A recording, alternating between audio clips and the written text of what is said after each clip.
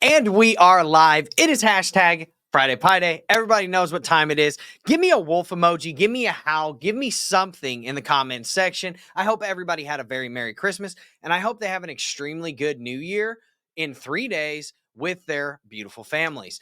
If you were on the stream, actually, first and foremost, I'm going to shout out some people that I know are here. We got Lazy Zoltan in the comments section. We got Alonzo. His name is trademarked. You already know his name is trademarked, so we can't talk about him too terribly much.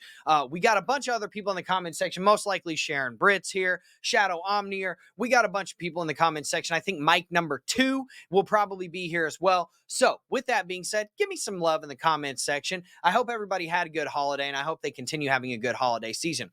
Now, before we get into anything, make sure that you smash the like button. To all the people from the future, hello from the past. I guess? No. I'm from the past. You're actually in the future because I'm recording this. This is a pre-recording. Now, obviously subscribe to the channel. Boom! Bang on the notification bell. Comment anything that you want in the relevant sections. Let's get into some Wolfer stuff first. Then we will talk about 4 news articles that I really want to talk about. And we're going to keep this brief. We're going to get people out of here because it is hashtag Friday Pie Day. Hopefully you're having a good hashtag Friday Pie Day with your beautiful families. And hopefully you have a really good New Year's coming up. New Year's Eve is coming up in 2 days. So hopefully you go out and, celebrate a good year and then have a positive mindset heading into 2024, because that's exactly what we're going to be doing. So the first thing I want to talk about is basically I want to reiterate everything that I said in the last stream. If you were in the last stream, you know that this is a pre-recorded video and I'm doing it on Thursday, a day early, because I am traveling. And most likely next Friday, it will also be a pre-recorded video because I will not be back until not this Saturday, which is tomorrow, but the next Saturday. Okay. So with that being said, if you were on the stream last week, you know that there's probably not going to be much in terms of updates, in terms of our trajectory and the regulatory stuff and all of that, because all of the lawyers and the powers that be are off and they're all taking time to spend with their families for the holidays. And I stand by that. I think that's very needed. I think it's very necessary. And, I'm Italian, so I'm all about family. So I spent some time with my families and hopefully you did too. Now, I do have one trip that I get to do every year, child-free, with my wife, where we actually get to spend quality time together. So that is exactly what I'm doing right now. I'm not 100% sure if we're going to have updates on the regulatory process next Friday. I'm hoping we do, but with New Year's Day being Monday, it'll be a short work week for these guys anyways. So are they going to come back Tuesday or Wednesday? I don't know. Hopefully they can provide me some updates so that I can give you some updates. But there are no updates this week because they were all off and they're probably still off. No one has contacted me in any way, shape, or form, which I kind of expected. And I kind of iterated that in the previous stream so that everybody was kind of prepared for it this week. Now, with that said, the goal is still to have all of this wrapped up and rolled out by the end of January, which is going to be essentially three more weeks after this, or 4 more weeks after this, technically. So that is our goal. And just to reiterate, the intention is to not leave anybody in the dust. Obviously, we're not going to leave anybody behind. That's facts. We know we're not going to do that. That would be terrible. And with fiduciary intent, I would never do that. But secondarily, that goes doubly for the people that are they don't like what's going on. And they're like, they don't agree with the regulatory process and things of that sort. That's fine. I hear you. I understand it. And trust me, we are doing our best to work out a way that is advantageous to everybody, and what everybody wants, they can get. Okay. So just take that for what it is, but I'm obviously not going to announce that until it is signed, sealed, and delivered, because I've announced things before and it didn't come on the timeline. And then I get shot because, it didn't come on the timeline that people wanted. And then people start speculating and conspiracizing and, let's call it catastrophizing as well. So once that is signed, sealed, and delivered, and we are ready to roll it out, then I will obviously update the communities and let everybody know of that. So just give the lawyers their time to, get back from the holidays and actually work and do the things that we need them to do, because trust me, they're on it. We already have the plan. The plan's been enacted for the past few weeks anyways, ever since we found out that we weren't going to be doing the private offering. And again, the private offering had absolutely nothing to do with new money. That was all for the already Wolfpack holders. But we're moving forward in this way so that people don't have to participate and stuff like that. So we're going to basically take the lift off of everybody's hands. We're going to take care of everything for you. And that's exactly what we're going to do. And that's my goal. And that's exactly what is going to get accomplished in the future. So just, stay tuned for that. Now, the second thing is that, look, at the end of the day, Wolfer Finance has always been a long-term play. And I feel like I said this last week, but I want to reiterate it again. It was never a, hey, this is going to take 1 year, 2 years. It was always, we were looking 5, 10 years in the future. Okay. And that's how it was always marketed. Okay. Now, did certain events unfold, FTX, Luna, things like that, all the banking collapses, all of the lenders collapsing, and, global and local crypto regulation actions coming? Absolutely. And it kind of threw us off of our trajectory a little bit to think towards the future. Because remember, I'm not thinking about what's happening in a month from now, right? This is a business that we are looking to have long-term, 6 years, 10 years down the road, right? So if we think about, okay, what is going to happen in the next month? What is going to happen in the next 3 months, 6 months? That 6-year to 10-year plan and trajectory will likely not play out, because we'll be behind the 8 ball, and then we'll probably be forced to shut our doors because we weren't forthcoming, or we didn't have the foresight enough to see something that was going to happen potentially in 2024 that could essentially end our trajectory or business. And I'm not going to take a chance on that with investor funds. I'm not going to take a chance on that with the business that I've built over these past couple of years, or not couple of years, but year and a half. Because we are coming up on the year and a half mark, because this was July of 2022. So a little less than a year and a half. So with that said, at the end of the day, literally nothing has changed. I've never seen a business that hasn't taken losses, right? So, kind of alluding to the crypto.com thing where they essentially sent a bunch of ETH to gate.io, and it looked like they helped them prop up their books, and it looked like a regulatory action was going to come on them. So something like that happens, your coin's probably going to go to zero. So it didn't make any sense to stay in that coin. DAG, obviously having to liquidate DAG because we had to pay out rescissions as well. So we did have to liquidate DAG at a loss, because first off, DAG was not performing well at all. Second off, we had rescissions that we had to pay out. So, that's that. And then secondarily, I've never seen a business that hasn't that is 100% profitable all the time. Right. So with that being said, we are a long-term focused business, and nothing has changed. Our master nodes, our validator nodes, they've been all day, every day since inception, since they essentially opened up. Now, did we have a lag period whenever I had to take the FTM validator node down to secure it on a different server and a different, a Ledger wallet for a week to 10 days? Yeah. Okay. So we had a 10-day lag period on that. Did we have a period where the Avalanche validator got kicked off a line, and then it had to catch back up over a 15-day period? Yeah, absolutely. We've had that type of stuff happen. But at the end of the day, the Ethereum validator nodes, they're always printing. AVAX validator node, it's always there. Flux master nodes, they're always printing.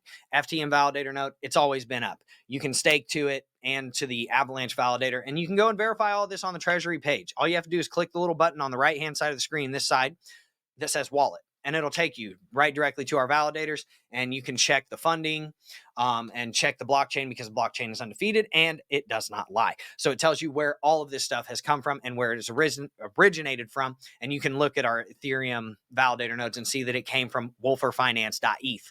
Same thing with our Avalanche validator, FTM. We moved it off chain into a hardware wallet, or a cold storage wallet, and then again, that node literally has the Wolfer Finance logo on it. The Flux nodes have never changed. They've always been the same address. And yeah. So with that being said, looking forward into 2024, we want to wrap this thing up. Okay. I want to wrap this whole process, this rigmarole that we've been through. It's unfortunate. I'm tired of it. You're tired of it. Everybody's tired of it. I feel like I'm, walking on pins and needles every time I have to come onto one of these streams. And I don't have an update because I'm not the person that can do it, right? Because I don't have the legal license and just not how it works, right? So, with that being said, we are looking to wrap this up relatively quickly. So, just give the lawyers their time to do what they need to do, and then give me the time to give them everything that they need, which, if it's on me, consider it done, right?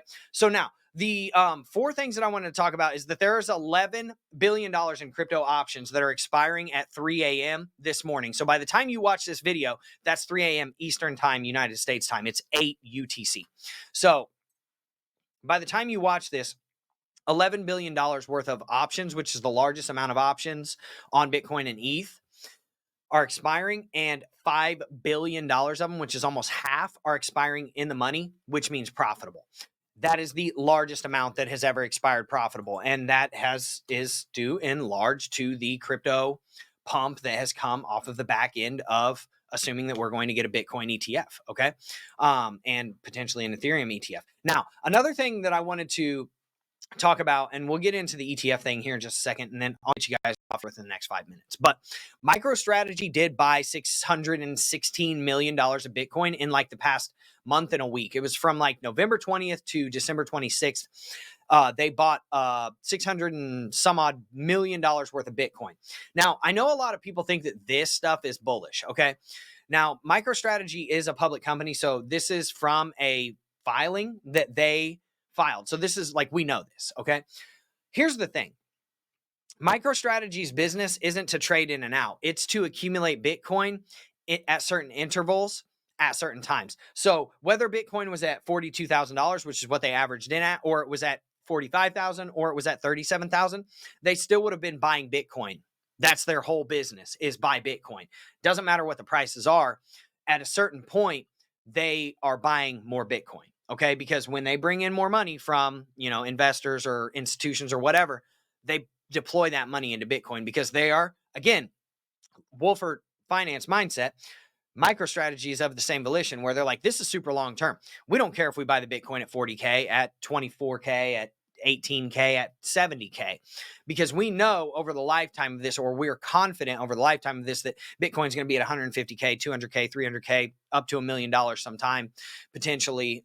So don't just follow MicroStrategy as like a market indicator. They're not. They just literally buy Bitcoin. That's their whole business model. The other thing that I wanted to say is that one that you can follow for a market indicator is Cathy Wood. Cathy Wood is ARK Invest's, or not ARK Invest, but ARK Invest CEO. And she actually took all of her GBTC holdings, which is Grayscale's Bitcoin Trust, and dumped it. And it was like $9 million when they bought it. They dumped like, dude, they bought so much Coinbase stock and they bought so much GBTC. It was like $4.3 million or 4.3 million shares of GBTC, or sorry. Once they dumped GBTC, they bought 4.3 million shares in ProShares Bitcoin ETF. That's pretty bullish, because if there's anybody that's an insider, it's Cathy Wood. She literally has ARK 21 or ARK shares, ARK Invest, and 21 shares is the ETF, is the company that's filing for the ETF, right? Now, why do you think that she's taking money out of the trusts and putting them into ETFs? That's all I'm saying. She's the CEO. If there's anybody that's in the know, it is going to be her. Now, she did take a massive, massive profit on Coinbase stock too. She killed it on that. So if you want to see about that, just go to coindesk.com and you can read that article yourself. Here's the problem though. Basically, Cathy Wood came out, and I trust her analysis on this because she's a market professional, and I've actually been saying this for the past few weeks myself. But she basically said those have been moving in and enjoying some nice profits will probably sell the news when the ETFs are approved. So if we have an ETF approval in the next like week or 10 days, because I think it's like January 7th or 8th, or maybe it's the 9th, that we should be hearing about the approval for all these ETFs, they're going to approve them all at the same time. They're either going to approve them all or deny them all at the same time. They're not going to give anybody like a competitive advantage. Just is what it is. When that happens, there could be a sell the news type event, because when they announced all of these ETFs applications and they became mainstream, I mean, Bitcoin is at like 25K, 28K. Now it's up near 43K, 44K, hit almost 45K. A lot of people are going to take profits here because they know that if you know anything about ETFs, you know that those shares aren't going to get issued. Like, say the ETF gets approved tomorrow.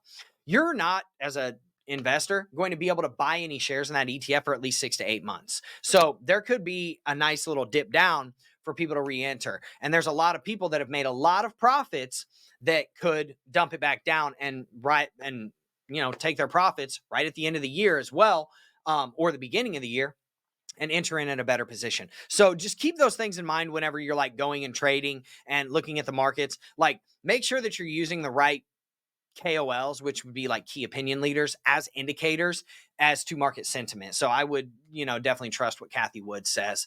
It just so happens that it lines up with the things that I was saying, but I do think that there's a valid reason for her to be saying that. So with that said, hopefully everybody has a really good hashtag Friday Pie Day with their beautiful families. Have a really good New Year's Eve, and, onward and upward into 2024. I'm not going to give up. I've still got my sword. I've still got my shield. I've still got my battle axe. We're going at it. And, the lawyers are going to do what the lawyers do on the time frame that they do it on. I can only push them so hard. And at the end of the day, they're going to get it done. So, once this is done, people are going to put a lot of respect on the Wolfer name. People are going to put a lot of respect on the Presend name. And that's that. So if you want to show up to the Presend stream, it's starting in 44 minutes or something like that, 43 minutes. I will see you on that stream as well, even though it'll be a pre-recorded video as well. And I hope everybody has a really good, beautiful weekend with their wonderful families. Have a good day, everyone.